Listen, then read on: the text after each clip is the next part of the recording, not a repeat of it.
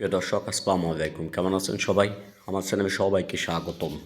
দেখুন, বাঁশবাড়িয়া ব্যারিগেড অর্থাৎ সন্দ্বীপ পাড়ে এখন আমরা অপেক্ষা করতেছি শিপ। এটি কোরবানির ঈদের পরের ভিডিও। শিপে দেখুন কি পরিমাণ মানুষ, মনে হচ্ছে এখানে একটা কাক বসার জায়গা নেই। কিন্তু আমি যেখান থেকে ভিডিওটি করেছি ওখান থেকে যেটুকু দেখা যাচ্ছে আপনারা অবশ্যই দেখতে পাচ্ছেন কি পরিমাণ মানুষ, সেটা ভাষায় প্রকাশ করা যাচ্ছে না। তো ওয়েদার খারাপ ছিল দীর্ঘদিন, এজন্য মানুষের যে চাপ, সেই চাপ কিছুটা সামাল দিতে এই যে কাঠের নৌকায় যাচ্ছে। কাঠের নৌকাও কিন্তু এখন ফেরির যে পল্টনে এসে দাঁড়িয়ে গেছে।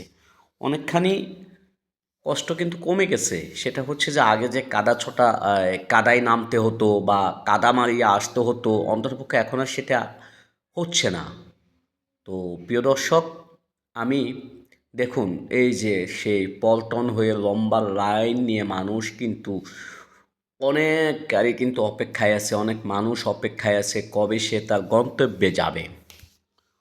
প্রিয় দর্শক, আমি আপনাদেরকে যে বিষয়টা দেখাচ্ছি সেটা হচ্ছে যে এই আশপাশের যে ভিডিও আমি অধিকাংশ সময় কিন্তু ফেরি আপডেট দেওয়ার চেষ্টা করি।